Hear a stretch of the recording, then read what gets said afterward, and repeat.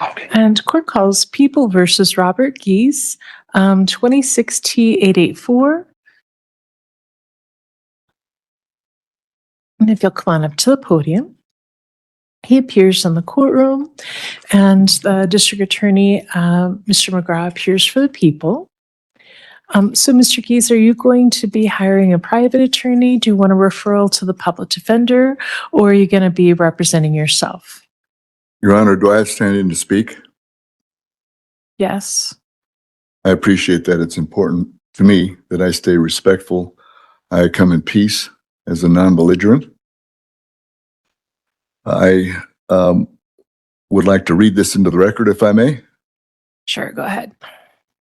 First, Your Honor, respectfully, for and on the record, I am Robert Eugene Geese, a man of the Union, a natural person, as said, a non-belligerent or enemy of the state, and I occupy the office of executor and co-trustee for the Noli Me Calcari Express Trust. I am here propria persona in that regard by special appearance only, not generally. Further, I am of the age of majority by both age and averment sui juris on the record in Weld County. I deny that I am a U.S. citizen, nor do I claim to be a sovereign. I deny that I'm a federal 14th Amendment citizen, a corporation, or a statutory person. I'm a natural, freeborn national of the territory of Colorado, known as a Coloradan. If I may, I would like the court to take judicial notice that the written record thus far is incorrect. As said, I am here propria persona. I am not here pro se, nor am I here pro per. It's important that that be documented and on the record. I have submitted a motion of discovery and an affidavit of truth. Has the court received and reviewed those documents? If you want to request discovery, you need to do that through the district attorney's office. I've done that. Okay. And the documents are recorded. Sir, did you? I have received your request for discovery. It is being processed at this time, sir. Okay. With that in mind, I don't know how this court can proceed without the affidavit being rebutted, answered, and discovery being taken care of. That's not how this works. So the court is not the one that goes through the discovery.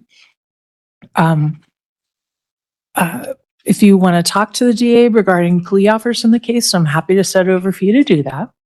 If you're going to hire a private attorney, or if you want a referral to the public defender, I'm happy to set another day for you to get that done as well.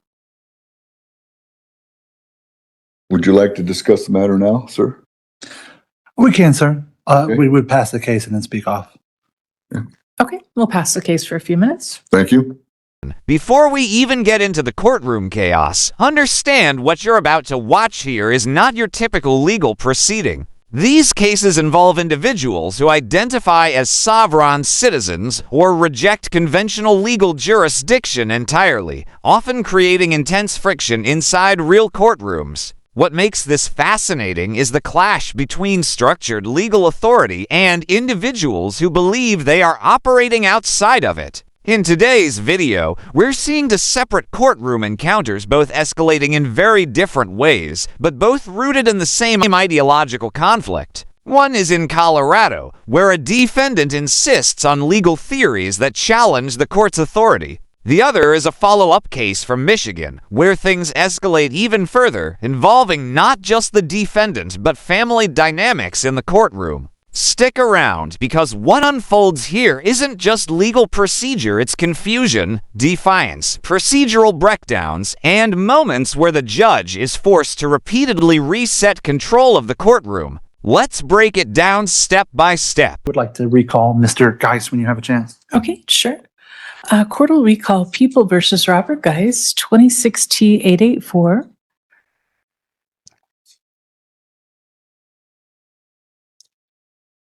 And if I may correct the court, the last name is pronounced Geese. Geese, sorry about that. As in Canada geese. Yep, that's okay.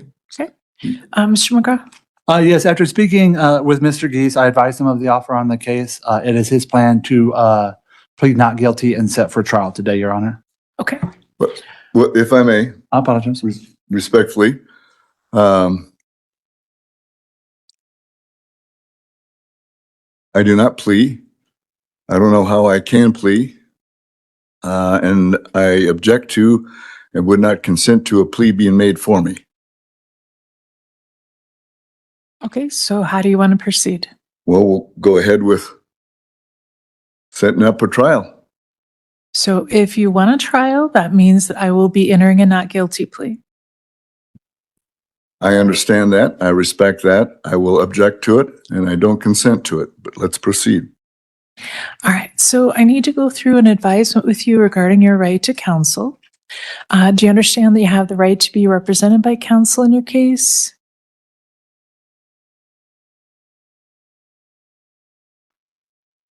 Yes, Do you understand that if you cannot afford an attorney, one would be provided to you free of charge if you qualify financially for the public defender? I am here propria persona. Do you understand that the charges against you in this case are driving under a revoked license and careless driving? They're both class 2, the careless driving is a class 2 misdemeanor traffic offense that carries up to 10 days to 90 days in the county jail. The driving under revoked license